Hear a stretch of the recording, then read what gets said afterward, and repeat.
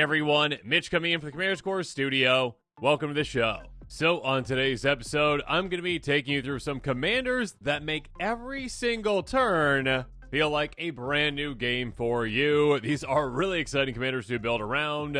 Let's jump into them. First up, an oldie but a goodie, Damia, Sage of Stone. This commander is so much fun. A 4/4 Gorgon Wizard with Death Touch that says, skip your draw step. By the way, it also costs 7 mana and Salt Titan. If that was it, you probably wouldn't play this one ever. But what this one does do, it says at the beginning of your upkeep, if you've got fewer than 7 cards in your hand, draw cards equal to the difference. Basically, you've got the potential to replace your entire hand, or handlessness, essentially, and go all the way back up to 7, your full hand amount, which is absolutely incredible. So with each time that you hit your upkeep, well, the goal literally might be like, okay, you know what? I'd rather just have a brand new hand. Let's get down to no cards, and all of a sudden, a brand new hand, a brand new outlook on the game, and so many possibilities with how quickly you can churn through your deck. And again, one turn can feel completely different than the other turn because, again, you literally can have 7 cards in one turn, and the next cards, well, are going to be completely different for that next turn. So a card like Ghostly Pilferer can be absolutely incredible for a commander like this. I love cards like this. Discard a card, it can't be blocked this turn.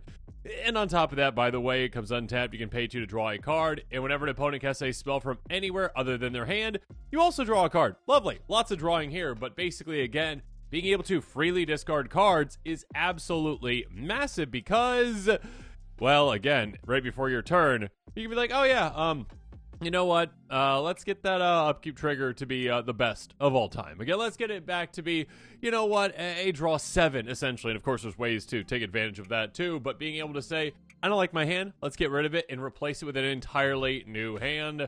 Plenty of other great discard outlets as well. That being said, of course, you don't have to waste the cards in your hand. Of course, you can play them as well. Summer Bloom is a great card for this. 2 mana. We played additional 3 lands this turn, basically. So, yeah, again, you can just say, oh, okay, cool. I drew a new hand. I got lands in here. Oh, and I have Summer Bloom. All right, just dump a bunch of lands into play. Great, good for me. Of course, additional land playing effects help too. Also, take advantage of your discards, though, with something like Curator of Mysteries. It says whenever you cycle or discard another card, scry 1. That is absolutely huge because now, again, when you are discarding those cards with something like a Ghostly Pilferer, you're getting extra value off of them and being able to curate the top of your library. Yeah, curate, there you go, the name, Cure Mysteries, there you go. But yeah, being able to essentially ensure that you're going to hit great things. Also, Feast of Sanity, whenever you discard a card, 1 damage to any target and you gain 1 life. Yeah, this is a great way to take things out. Again, basically, just pretend you got that full hand, right? The full grip. You got 7 cards. Discard all those. You can take out probably anything on the board or just ping someone in the face for 7, which is just quite fun for you. A good finisher as well. Speaking of which, Grimoire of the Dead. Again, take the downside of certain cards and turn them into an upside. Pay 1 tap, discard a card, get a study counter on this. Again, discarding, not a bad thing for this deck. On top of that, tap, remove 3 study counters from it. Sacrifice it, and basically Rise the Dark Realms. You get all those creatures from all the graveyards into play under your control. So again, all those things that you've been discarding now, you're getting into play for free. Speaking of which, more free things. Splendid Reclamation. Return all land cards from your graveyard to the battlefield tapped. Again, being able to play lands, that's great. But there are going to be times when you have too many lands in your hand and you need to discard to actually get back up to that 7. So now just discard them and get them right into play with something like this. Also, you know what? 7 is great, but let's make it more than that. Teferi's Ageless Insight. If you draw a card except the first one you draw on each of your draw steps, draw 2 cards instead. Again, basically doubling that up. We don't even have a draw step, right? We skipped that. So we're just doubling up our draw from our commander to 14. So yeah, we can go from, again, 14 cards. Cool. Awesome. Utilize them. Discard those down. Next turn, drawing another 14 cards. Absolutely incredible. Of course, we can also take advantage of cards that actually want to be discarded again, like Wonder. Hey, if it's in your graveyard, you got an island, your creatures have flying. It's gonna be, it's gonna be something throughout the game where basically, again, you're gonna have an island, you're gonna have unblockable creatures, and also, ways to block, your opponent's flyers too. Or how about Alexi Zephyr Mage? No blocking needed when your opponents don't have creatures. Pix a blue, tap, discard 2 cards from your hand, bounce X target creatures back to their owner's hands. A great way to just wipe the board again whenever you need to. And again, the normal mass downside of this, of getting rid of 2 of your cards, is no longer a downside. It's like, yeah, I don't care. Going down cards does not matter because I just go right back up. Or how about if you want to be a little mean Griel Mineraker. Yeah, this is a absolutely disgusting card.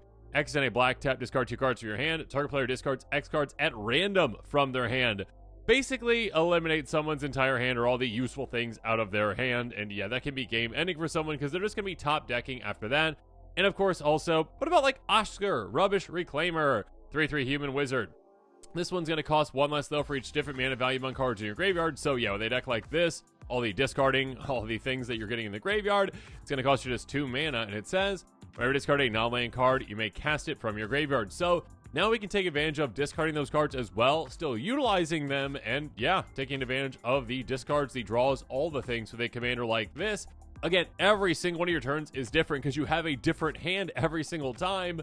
It's just absolutely crazy. So much fun to play with. And I guess I should have mentioned this earlier, but if you are interested in this commander and these cards, or any of the other ones I mentioned in this episode, check out that card list link in the description below for that. Consider building around this amazing commander. Now let's move on.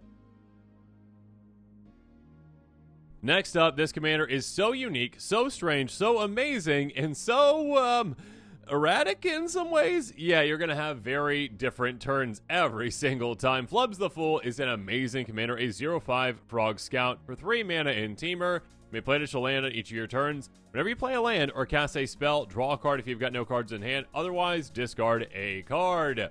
Yeah, this commander is just made for the chaos of commander. Absolutely. There are so many cool things that you can do with it. And again, your key in this game is just literally like, hey, let's not have a hand until we do. And then let's have a hand until we do. You are going to be going here, there, and everywhere when it comes to having cards. And again, your turns are going to be super different because, well, you're going to be able to do some pretty crazy things just digging down into your deck so quickly. It's also the type of commander that can really take advantage of really weird cards, like, say, Eruth, Tormented Prophet. If you draw a card instead, exile the top 2 cards of your library instead, and you can play those cards this turn. So again, not having a hand really benefits you with this card because you're like, okay, cool. Yeah, I'll draw a card, but actually instead of that, I'll exile 2, so I still don't have a hand. So essentially, anytime, again, I play a land or cast a spell, I'm drawing, again, no cards. I'm drawing 1, but it's replaced by 2 exiles. So yeah, things can go absolutely crazy in combination with this commander. Conspiracy Theorist, again, yet another way to utilize cards that you're discarding, or discarding 1 or more non-land cards. You could exile 1 of them from your graveyard. If you do, cast it this turn. So again, kind of like Oscar, like I mentioned in the last one, but yeah, basically, 1 at a time discards can give you a lot of value from this. How about Case of the Crimson Pulse? Enters the battlefield, discard a card, then draw 2. If you got no cards in your hand, you solve it. Congratulations, that's going to be quite easy to solve with this commander. If you have your upkeep, you discard your hand, then draw 2 cards. Again, not a big deal at all. We want to have no hand. And then all of a sudden, we're drawing some cards. And then all of a sudden, we're getting extra value. And then all of a sudden, craziness happens. Pile of Gladriel, even a simple mana rock like this can be great. Cost 3, taps for 1 of any color, but it says you draw a card, we've got no cards in hand, draw 2 cards instead. So again, getting even more card advantage. And some life gain if you happen to have it there too. Abundance, though. This card is like curating your card draw. If you would draw a card, you may instead choose land or non-land card. Reveal from the top of your library to reveal a card of the chosen kind. With that card in your hand, all other cards reveal this from the bottom of your library in any order. Basically, hey, you know what? Your commander allows you to play an extra land, so you can just go, have I played my land for the turn? And my additional land for the turn? Cool. Let's get those lands if we haven't. If we have, let's get other things that we can actually utilize. Grafted Skullcap. Again, a deck that can utilize this. I always love when you can find decks that can utilize a weird card like this. You have your draw step, draw a card. End of your turn, discard your hand. Who needs a hand with this commander? Again, you are just getting extra draw. And then, yeah, you don't need a hand. You'd rather not have a hand at some point. So you can just build it back up again. In an even bigger way, Curse of Obsession. Enchant a player. You usually don't curse yourself, but in this case, you're going to be doing that. Draw step, you get 2 extra cards. At the beginning of your end step, discard your hand. Again, living on the edge is what we're all about. So we're also running Song of Creation. Again, super live on the edge with this one. Enchant for 4 mana in Teamer. You may play additional land on each of your turns. Whenever you cast a spell, draw 2 cards. At the beginning of your end step, discard your hand. Again, literally, those words scare so many players with cards like this, and they should, right? Playing with no hand is very scary. But when it comes to a commander like this, yeah, every turn is going to be different. You're going to have a new hand, a new full hand. Basically, when you're doing some crazy things like this, you're going to be just fine. Mina Dead and Wildborn, again, there's plenty of ways to get even more lands out of your hand into play. So, yeah, take advantage of those. And, of course, take advantage of the top of your library as well at Future Sight. Again, Teamer is a very interesting color combination with all the different ways that allows you to get card advantage. And this is a great one. Play the top card of your library revealed. You may play the top card of your library. So again, helps with those extra lands to play off the top as well. But of course, being able to just cast spells from the top of your library kind of gives you an extension of your hand. Or again, if you're handless, kind of like is your hand at a certain point. So yeah, Flubs the Fool is a very exciting commander with very different turns every single time. Because again, you're going to be handless sometimes. And then all of a sudden you're not. And then all of a sudden you are. And you're just going here, there, and everywhere. It's a crazy, amazing commander. And the name the Fool definitely encapsulates this commander. Go build around it. It's a ton of fun. Let's keep things rolling with a wall with Primal Sky Rampart, I believe, and no one comment below. Okay, but what about shapeshifters? Okay, yes, I understand that technically Morophon is every creature type, but I believe, and correct me if I'm wrong on this, outside of, say, Morophon and any shapeshiftery commanders, changeling ones, I should say, this is the only wall commander. And yeah, it is quite spicy, and it is quite a unique commander in that, again, every single one of your turns can be so different depending on the situation with this, and you determine that situation. A 1/5 wall with Flying a Defender for 3 mana and Jeskai enters the battlefield. Choose left or right. Each player may attack only the nearest opponent in the chosen direction, and Planeswalkers controlled by that opponent. Here's the thing. Again, you are literally changing the rules of the game. Instead of, hey, everyone can attack everywhere, you're like, no, just this direction or just that direction. So again, if the biggest threat is on your right, go, let's go right. Everyone swing right, okay? And conversely, of course, on the left. And of course, actually, there's sometimes that you actually want to be attacked and can force attacks too. It's a commander that can go in a lot of different directions. And again, literally changing the direction of attack is a huge game-changing thing. And something that, again, changes the entire outlook of the game every single time you do so. So, of course, playing it is the first time you get the ETB, but yeah, you're in Jeskai. You've got so many ways to blink. Cloud Shift is a great one, just very simple, very effective. Blink a creature, basically. Have it go away, it comes back, you get that ETB again, so you can switch up that direction. Of course, Conjurer's Closet's a great one, too. I mean, repeat ones are amazing. But yeah, being able to essentially say, you know what, hey, let's change my mind. Let's go in a different direction with this. On top of that, of course, you've got access to plenty of great ways to force combat. Fumiko, the low blood, says creatures your opponents control attack each combat if able. Forcing combat on your opponents is an amazing thing, especially when you are also forcing direction. Again, you're really like, okay, we're all attacking this way, and by the way, you all need to attack. I don't have to. You all need to attack. So you are forcing your opponents to attack each other. Yes, the opponent in one of the directions to attack you as well, but again, you can make that be to your benefit too.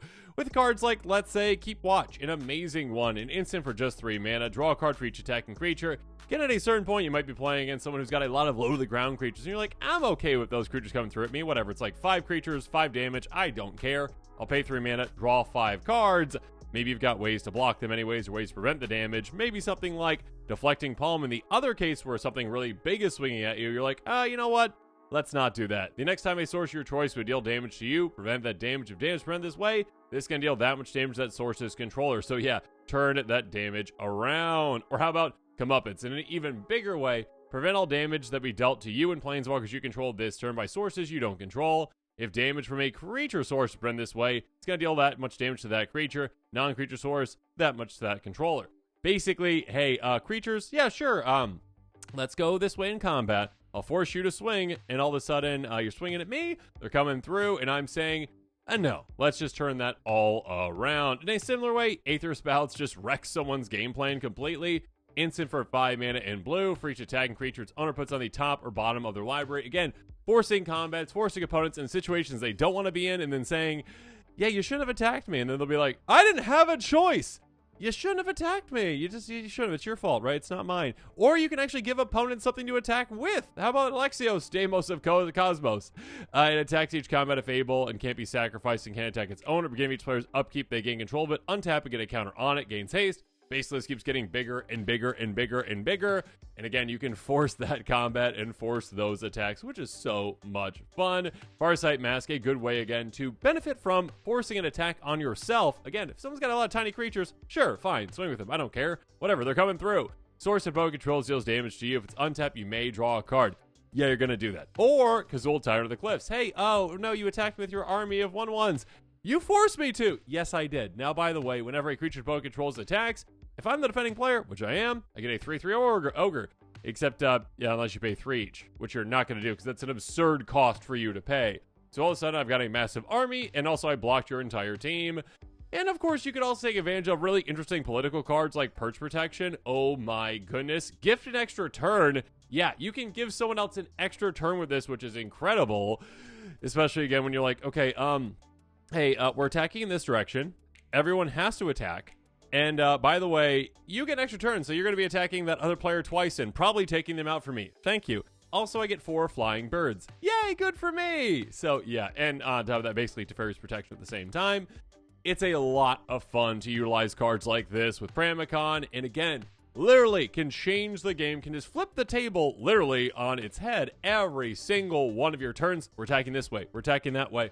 No 2 turns are the same with the amount of craziness that you are going to instill in the table. Have fun with this one.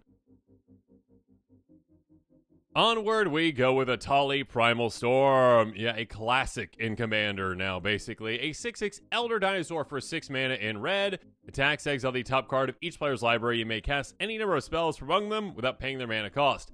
Yeah, this card is probably one of the most played, 6 mana creatures in Commander. It's gotta be. It's just a card that is synonymous with Commander in some ways, where it gets so much better, obviously, in a multiplayer format. And of course, in the 99, it sees so much play, but also as a Commander, it is super fun. And of course, every single one of your turns can be so different based off of what you hit off the top. Not just off of the top of your library, but your opponent's libraries too. Again, it can just completely change the game. Like, oh, I cast that? Well, my game plan's slightly different now. I mean, my game plan is still swing with Atali whenever I can because it's fun, but also, oh, I just got your best card out of your deck, and now it's mine, and now let's go in this direction. So, yeah, when building around this Commander, of course, attacking right away is quite nice. Rising of the Day, cards like this, Fervor-type cards. Hey, creatures you control have haste.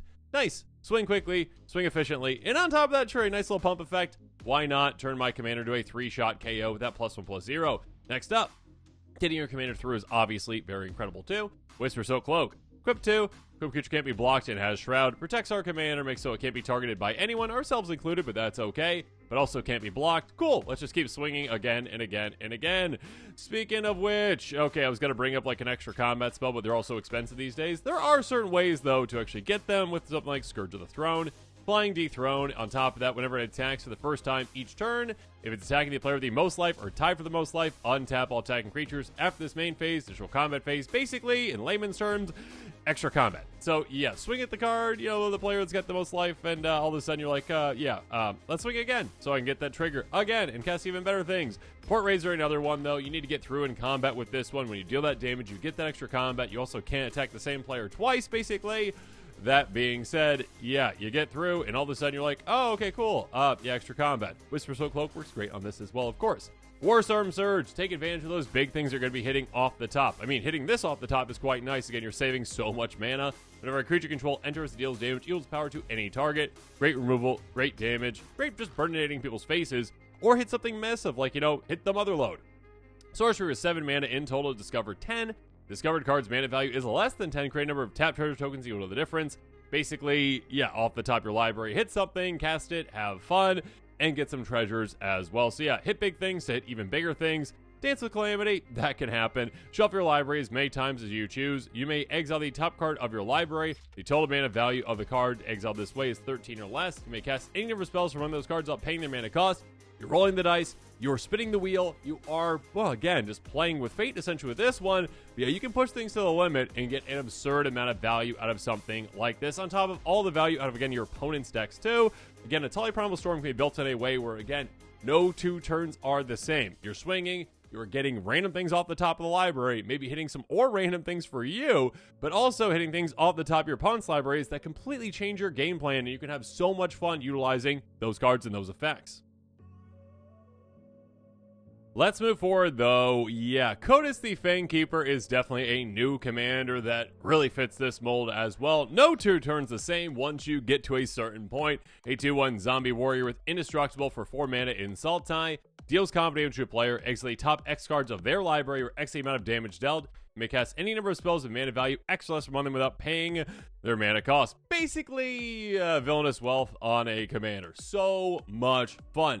Get through, hit an opponent really hard, but not too hard to take them out, because then you don't get their things and you lose the things that you already stole from them, but hard enough that you get to steal a lot of amazing things off the top of the library. Again, no 2 turns being the same because your game plan is swing hard, hit hard, get random things that you don't know what they are, and so much value to be had. It's just so much fun. If you've never cast a Villainous Wealth or hit with Cotus, yeah, you should try it at some point because it is just so much fun to go, okay, top of the library, let's see.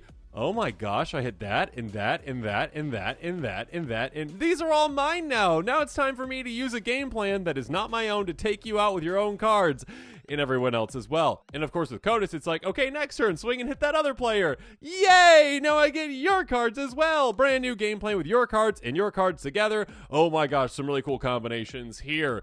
And of course, some very cool cards that you can utilize like Hot Soup. Okay, first of all, let's just back up and just appreciate how amazing the concept of hot soup is in just Magic in general. Like all these other giant magical things and literally something like a bowl of soup. I mean, it's a vat of soup essentially, right? A cauldron of soup is enough to stop someone from actually blocking because your commander is carrying around an actual cauldron of hot soup. And people are like, oh, I don't want to touch that. Oh, it's really hot. We got to get out of the way. Because equipped creature can't be blocked. Whenever equipped creature is dealt damage, though, destroy it. Again, you spill the soup on yourself. Oh no, like it burns me, okay? That being said, again, with this commander, it doesn't matter because your commander is indestructible and it can handle the hot soup. So, yeah, get through and take your opponents out. And by taking them out, I mean hit them really hard so you can steal their things and then take them out later. Black Vader Forge is, of course, an amazing way to pump your commander. +1 for each land you control. You're in green. You're going to have lands. Congratulations. Inquisitor's Flail, though, absolutely incredible. Equipped creature would deal combat damage. It doubles that damage. That being said, there is a downside that does not apply to this commander because another creature would deal combat damage to equipped creature. It deals double that damage to equipped creature instead. That does not matter. This commander, again, is indestructible. We don't care. You can deal as much damage as you want, an infinite amount of damage. Rules layers out there, I'm sorry, okay? 1 trillion damage, it doesn't matter. Unless it's got trampled, then that matters. But basically, yes, it is going to not take your commander out. And of course, that pairs really well with, well, Fire Shriek or any other way to give double strike. Yeah. It is kind of at a certain point with this kind of a commander where you kind of need to limit the amount of damage that you're dealing. You're like, I don't really want to take you out completely. Like, I don't want to deal 21 plus to you because I want to steal your things. I want your value off the top of the library. Give me your cards. So, yeah, limit yourself just a little bit before you finish off the game so you can actually get an absurd amount of value and cast so many things. And while you're doing so, Gonti, Knight, Minister. My goodness, a match made in heaven. Gonti and Cotus. Gonti says whenever a player casts a spell they don't own, they create a treasure token. Here's the thing. You're going to be hitting opponents and casting so many of their spells that their heads are going to spin, and then you're going to get an absurd amount of treasure tokens that you can use to cast a lot more things. Did you catch on to that? Anyways, whenever a creature deals combat damage to one of your opponents as well, control look at the top card of that player's library, exiles it face down, they can play it, and they can spend mana of any type. So yes, here you go. You know what? You guys can all swing at each other too on top of that, but yeah, I'm going to get the most value out of this. Actually, an absurd amount of value by stealing your things. Or how about Felix 5 Boots? Hey, you know what? Panharmonicon's fun, but this is like Attack Harmonicon? Nah, not really. We already have Attack Harmonicon. Hit Harmonicon. There we go. Panhiticon? I don't know. When a creature you control dealing combat damage to a player causes a triggered ability of a permanent you control to trigger, that ability triggers an additional time. Basically, again, when our commander hits, it says, oh, let's double that up and do that again. Double Villainous Wealth on hit. What's not to love about that? And of course, just very simple cards like Raised by Giants are incredible this commander. Commander creatures you don't have base power and toughness 10-10 and are giants this other types. Again, literally just saying, okay, our commander has 10 power means that, oh, okay, when I hit, if I hit an opponent just directly with it, oh, cool. All right, I get 10 things off the top, potentially. So, yeah, so much value to be had. So many different turns to have with this one. And again, kind of like Atali. Atali, like, gets, like, a wide swath of things, you know, like, okay, one from each player, including myself. Cotus is like, no. Let's hyper-focus a player to start. Let's get a ton of value from them. Probably not finish them off so I can actually keep all the things. And then swing at someone else and get all their things. And then maybe the third player and swing at them and get all their things. And use this jumbled combination of cards to just take over the game. Dominate my opponents. It's never the same twice. I absolutely love it. Such a fun commander. Let's take a look at this next one, though, because, well, Arjun the Shifting Flame. The name is very apt, and this is a commander that kind of makes Damia look tame when it comes to different kinds of hands, because, oh my goodness, a 5/5 Sphinx Wizard, if I could talk, with flying for 6 mana, and is it? Sphinx Wizard, hard to say. Whenever you cast a spell, put the cards in your hand on the bottom of your library in any order, then draw that many cards. My goodness, Chaos Incarnate, essentially, for your hand. Literally, again, you cast anything and all of a sudden your hand gets replaced. Yeah, how's that for a different turn every single time? Because you literally can't plan ahead. You're like, okay, out of these cards, I can play this one. Cool, I'll play this one. Oh, my hand's gone. All right, do another one. All right, my hand's gone, do another one. There's so many cool ways that you can take advantage of this. So many cool things to do. And again, such a unique commander with a very unique effect. Let's talk about Wizard class. A great card. You've got no maximum hand size. That's very nice. Level 2, you draw 2 cards. Cool. Then also, when you redraw a card, at level 3, you get a counter on target creature you control. Yeah, that's pretty crazy because, again, literally just like casting like 2 or 3 cards and all of a sudden Arjun is just like a one-shot KO commander and you're like, oh yeah, that was fun. Okay, swing.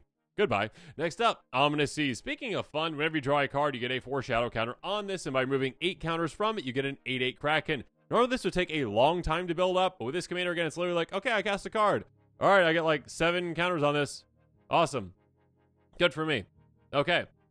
Next up, let's cast some more cards. Get more counters. More Krakens. Speaking of which, Chasm Skulker. A 1/1. Whenever you're drawing a card, you get a counter on this. So this can become a really big threat. On top of that, though, when it dies, you get X 1/1 blue squid creature tokens with Island Walk. Yes, that is very relevant against blue players. Or X a number of counters on Chasm Skulker. So again, it goes tall, and then it goes wide once it goes pop. Have fun with that.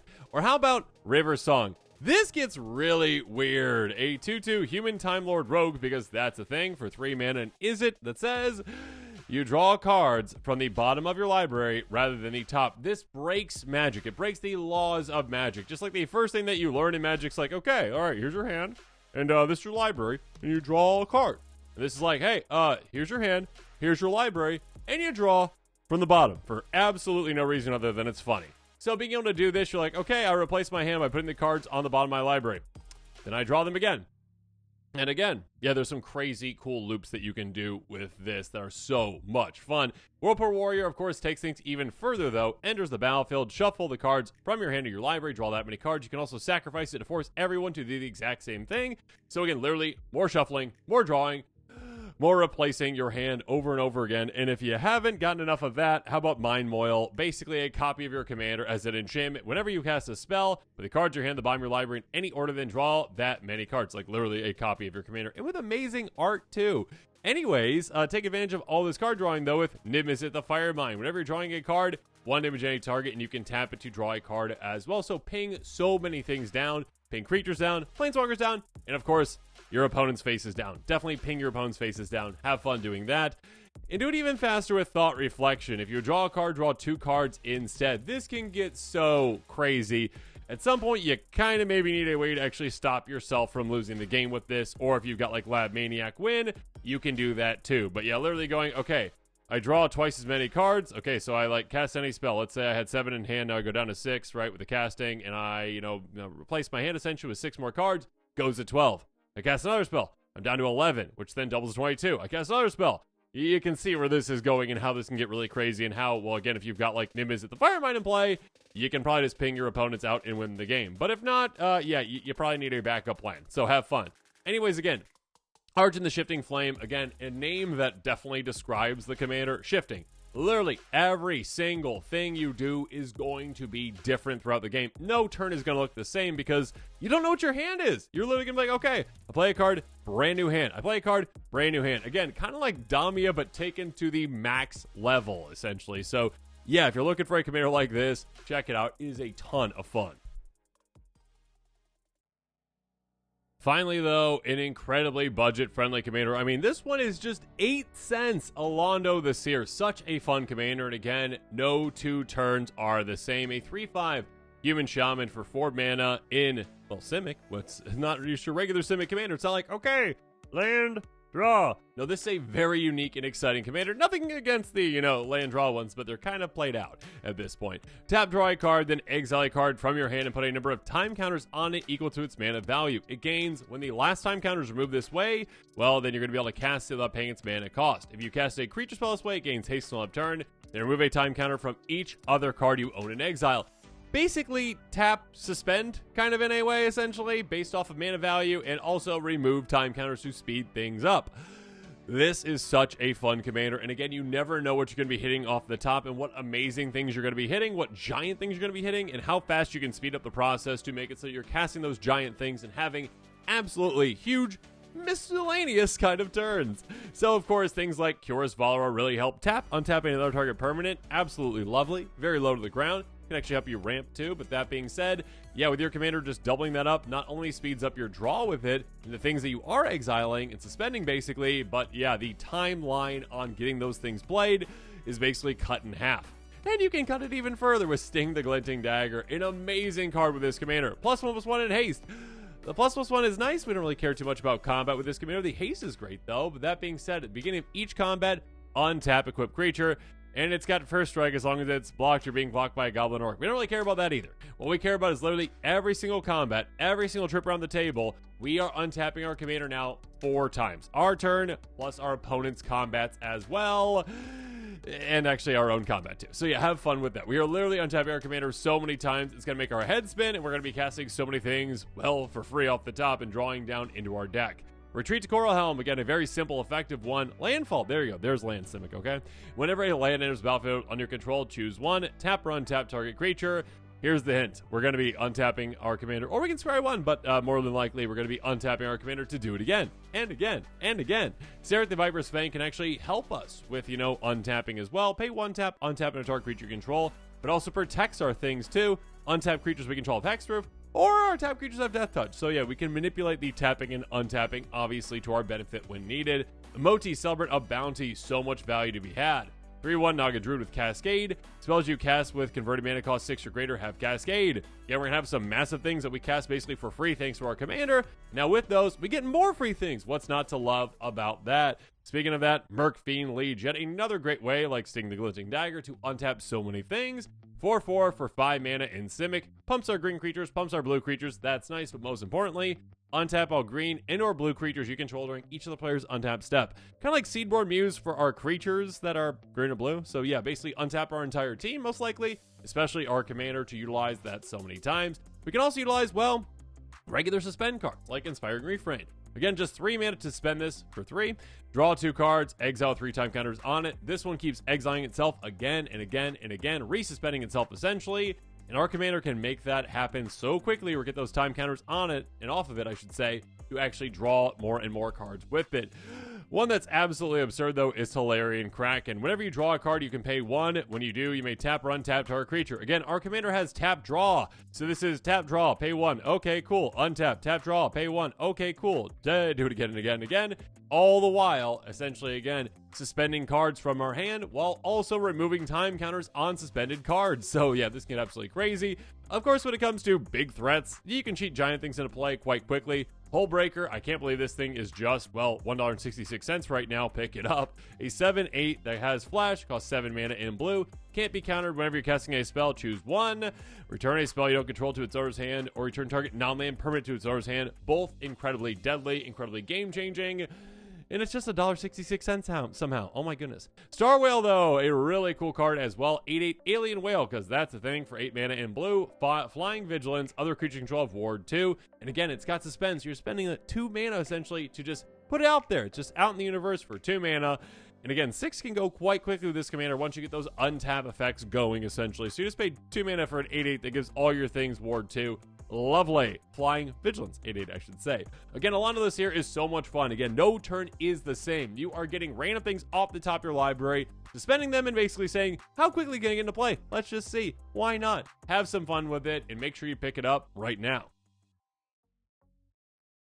Again, if you're looking for games that are a good change, right? A good change up for you where, okay, one turn is this way, another turn is a completely different way. Make sure you check out these commanders. Make sure you build decks around. They're a lot of fun. Damia, again, replace your entire hand and again, get the benefits from discarding and actually want to discard certain things. Or how about Arjun, which does that to a crazy amount. Not necessarily getting the cards in your graveyard, putting them on the bottom and maybe manipulating the bottom in certain ways too. But yeah, being able to essentially replace your hand no matter what you're doing every single time, that's quite crazy. How about Atali? Play with your opponent's cards and utilize your own cards off the library as well. Or Cotus, a very big approach to play with your opponent's cards. Hit someone for a ton, but not enough to take them out, right? You're not that mean. And then take all their cards and then do the same to someone else and then someone else and just have this massive conglomeration of cards that take over the game. Or how about Primal again? Literally, we're going in different directions here, there, and everywhere.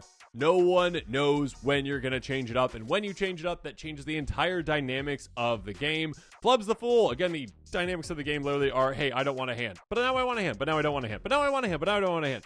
Get so much value throughout the game with something crazy like this, and again, take advantage of all those cards that are like, hey, discard your hand at the end of the turn, but you get all these other benefits too. Or again, finally, Alando the Seir, if I could click properly. Being able to essentially just play random things off the top of your library, random giant things off the top of your library, and speeding things up with untap effects. So much fun. So again, if you are interested in any of these commanders, any of these cards, make sure you check out that card list link in the description below. And with that, this episode is come to a close. Make sure you comment below with your thoughts on it. And of course, as always, thanks again and have a good one.